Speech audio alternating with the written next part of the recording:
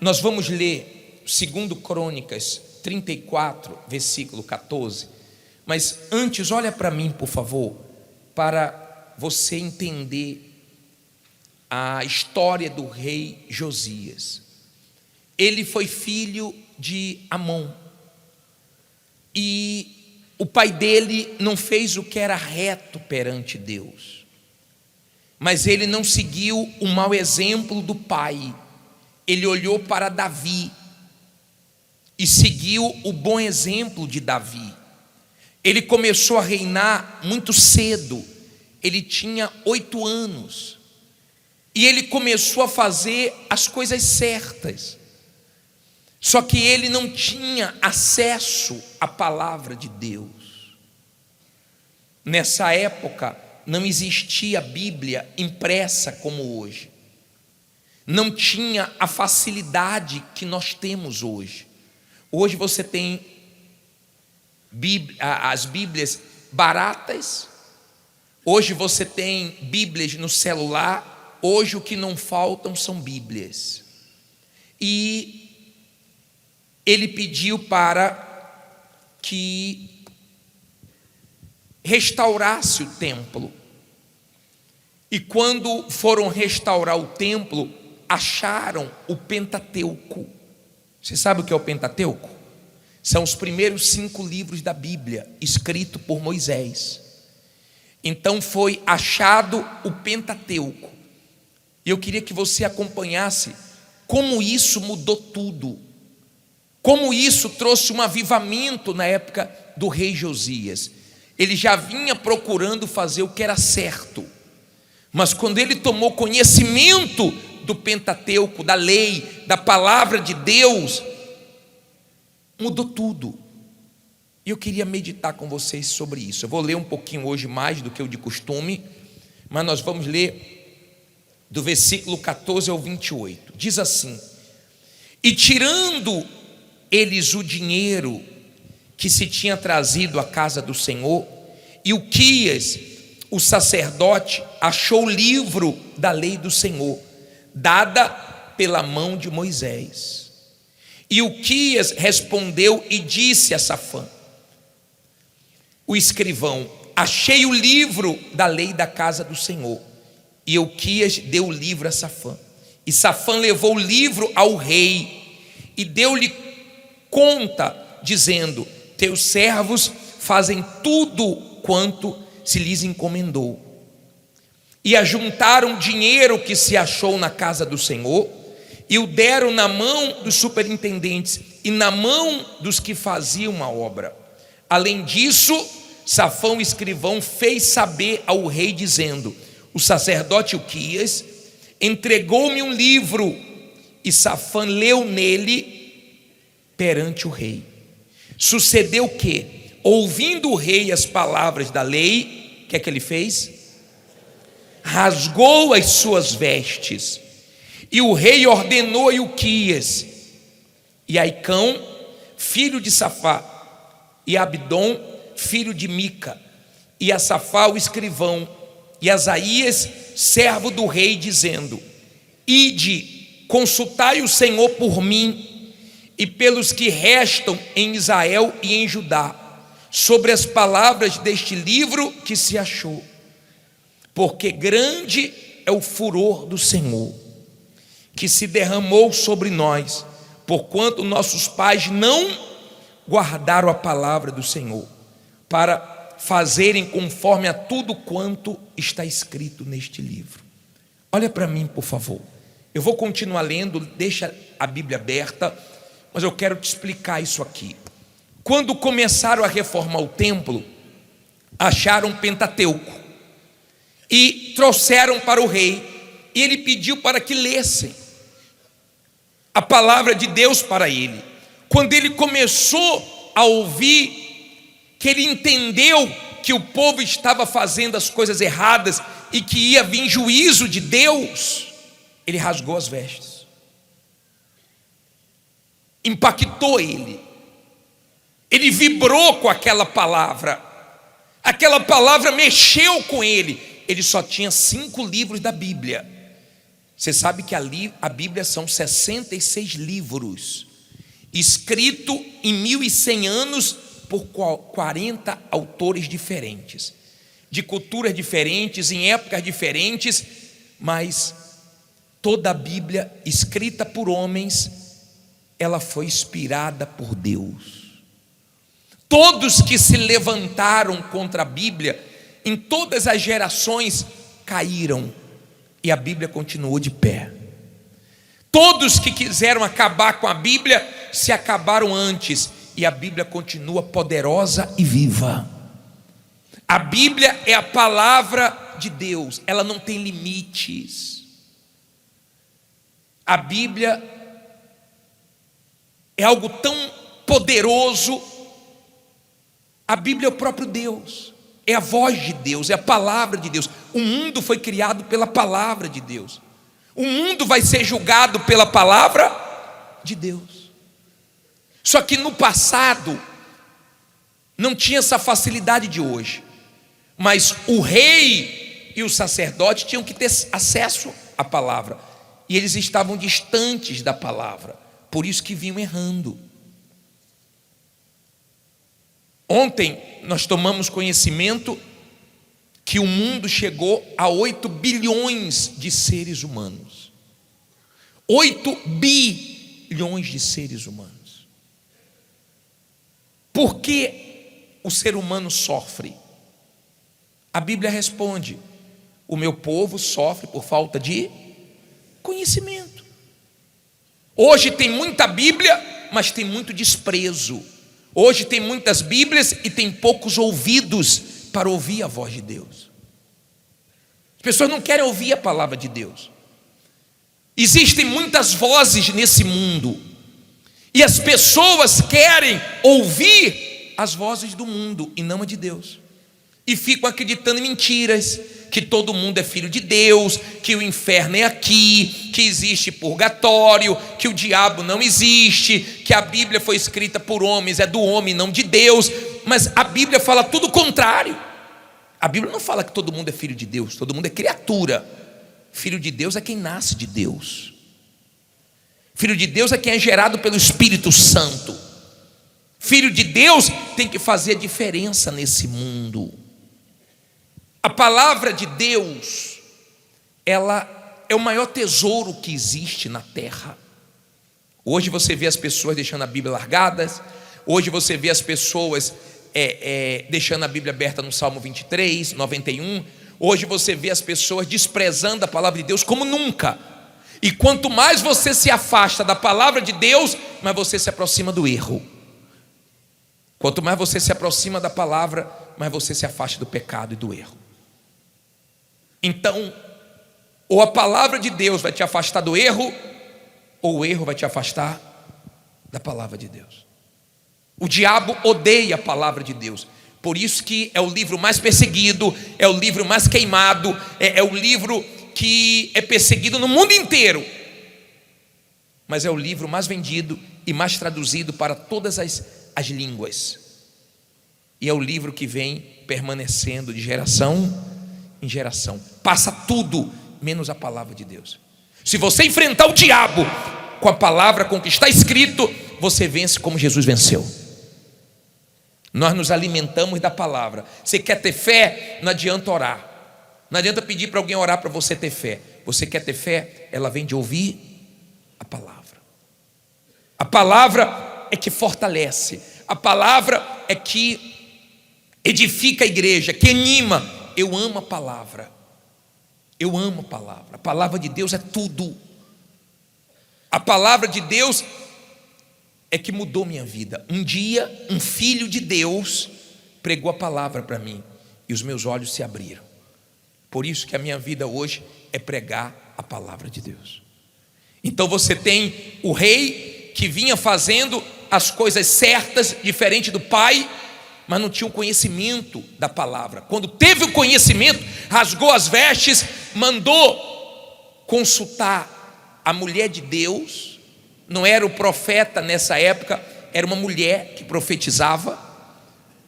Nós temos muitas mulheres na Bíblia que foram usadas por Deus, e nós temos muitas mulheres hoje que são usadas por Deus. E a Bíblia diz assim no versículo 22: então Ilquias e os enviados do rei foram ter com a profetisa Uda, mulher de Salum, filho de Tacate, filho de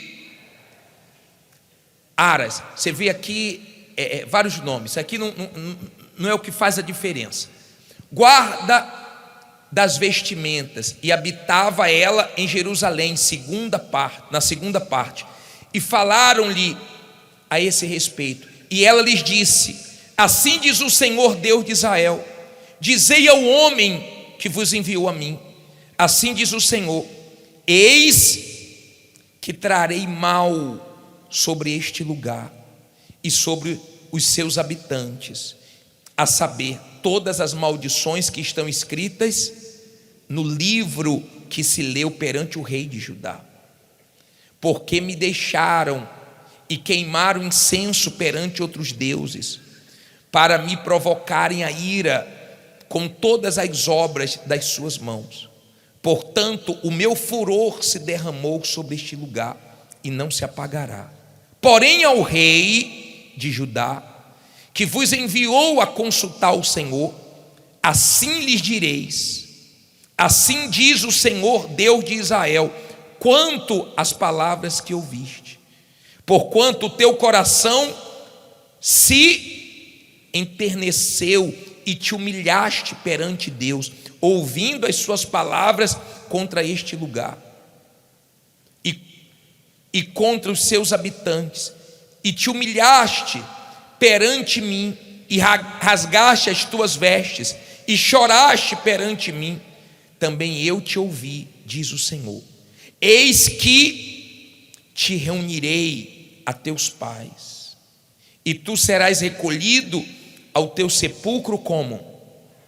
Em paz, e os teus olhos não verão todo o mal que hei de trazer sobre este lugar e sobre os seus habitantes. E tornaram com esta palavra, com esta resposta ao rei. Olha para mim, por favor. Você entendeu? Ela consultou a Deus, e Deus disse assim, para os mensageiros: avisa o rei que leu essa palavra, que o Senhor viu ele rasgando as vestes, chorando, se arrependendo, e diga para ele que o mal vai vir sobre a terra, não tem jeito, mas ele pode ficar em paz, que eu vou guardar ele. O que eu entendo aqui? Esse mundo vai pegar fogo, esse mundo está entesourado para o fogo. Esse mundo já foi destruído com água na época de Noé. Deus jurou que não seria mais com água, e disse que o mundo estaria entesourado para o fogo. Esse mundo está perdido. Bispo, e por que eu só prego o evangelho?